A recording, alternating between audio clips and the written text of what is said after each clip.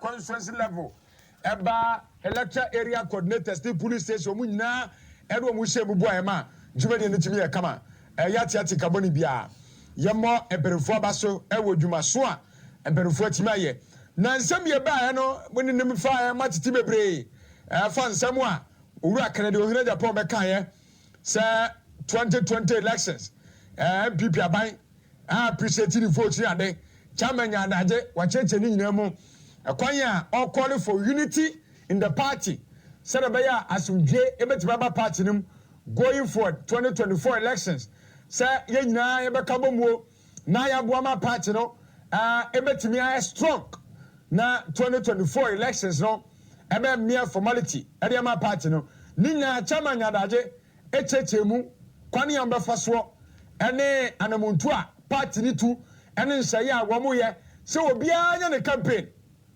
obia party ni yi no as the flag bearer for the new patriotic party ehun ya se party bebia ebetime campaign ene ma sa presidential candidate no na boama party ni pese go winning next election no ebetime bem it is a man kan mom na we di number gum we di nam nifa we di we atam we kasete o ya amwa chama no de no ya mfato ho ebra na ya to regional elections okromia mo mu nim de si ye asanda ne ya nka mfa chama Wontumi ho na so anya ba bia anya no shere chama no aka ye wo anyina ba bia kwai ni wono we di aka de obetimi aye amedru wono eto an ne asia ne fo a wo mo party no wo mo akoto aba ama wo wini massively the third time amo beye regional chairman for the new patriotic party election ya ko November 4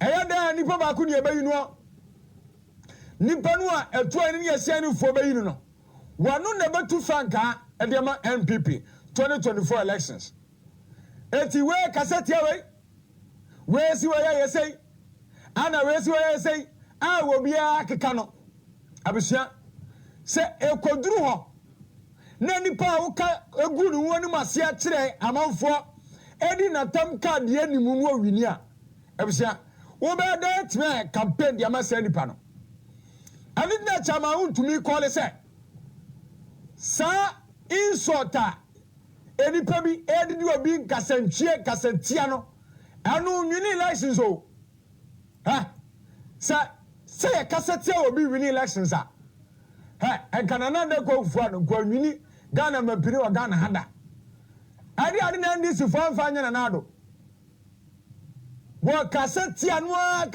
no personality good enu ase poto Ghana ha barusia ye to about 20 elections ye can carry you no na de 1.2 million votes difference and I beat John Mahama former president John Mahama excellency wo mu di na do atam di na tam azema no man governor ho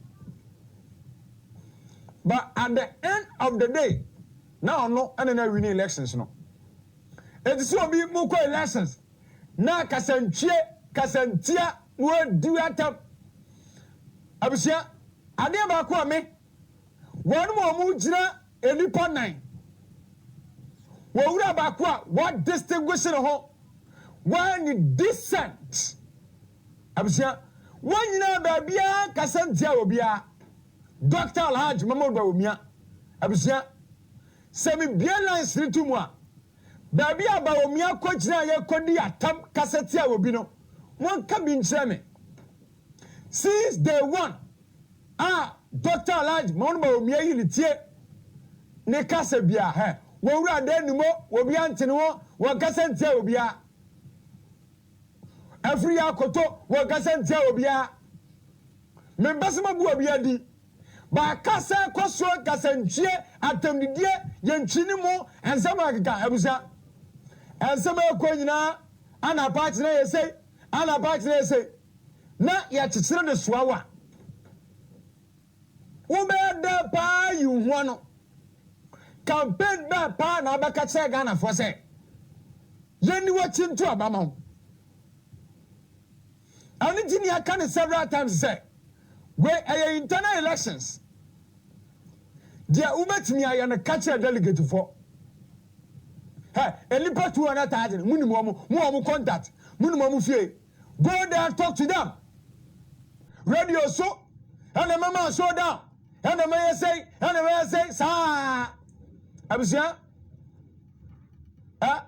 this unity and na de ba party ni ebasa won wo form uwie program ni pra ba frew wo mo form yam sisi wo mo matoba ha wo mo kasa na mo ne nkasa na mo ne nkasa anu ogu party no anu sa anu obi aye din sa ana ekro. But 2024 is just around the corner. If truly you want to win next year election, you need unity. Without unity, forget it. The same thing 2008. Niema mu ye bia no see ye. Na mo tabiri power na the man this for. Anoma traso konya so tutu papa so. E de awon kire e de ma Ghana for. Ya enwumre me ka tira mo say. Nipa na anu amogina obi anu a so sene party no. Do obe bia obetira enwuma pa MPP aban so. Wo be nya de na kwa group for do ayeso anu ode campaign 2024. Etimu kasa mu nhwe mu kasa mu ye. Na me ne doso. Akokoko ahanta ni dwa no edoso. Abusia Bible say sa wo bra wo ase a wo ma wo so. Wo ma wo so a wo bra wo ase. Akakuruko sam no doso do. You should stop it. Unity, it is the only key that can help the party to break the edge. Me no doso no do. Ahanta no doso, dwa no doso. Mombra mo wase. Mo kasa ja delegate for no. Shedu obi aya ne dia. Abusia. Politics na Ghana no. Abusia. Nano chama Wontumi ka say mi na me dwinwudi na mo se no kura pa na owura ne ka. Wo bia ntimi say wo campaign chama ka say. Wo bia ntimi say wo campaign wa. Asem no me dwinwudi na mo say wo bia say wo bonto a wo bia ntimi say wo campaign da wa na obetimi say wo campaign no. Onsemu awoka. O chances are you make it. Wanu ya wo de ba. O message awoka. Eno na ba say wo campaign na say wo campaign. She Dr. Hajj Mahmoud Bawumia. She kwanya papa no first year the campaign. She Francis Adenimo kwa wonte kra. Because any 200,000 plus woman to oba no woman ni woman. She Afriyie Akoto di Bawumia di wobia the campaign. Bawura bia waso ya Agyapong.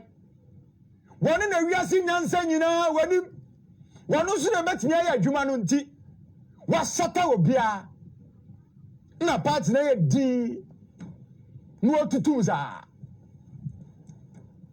By the end of the day party ni na ba suffer. Enti na no tama ya sama no akase ayen kama mu nkoa na betimi ama party na win this too.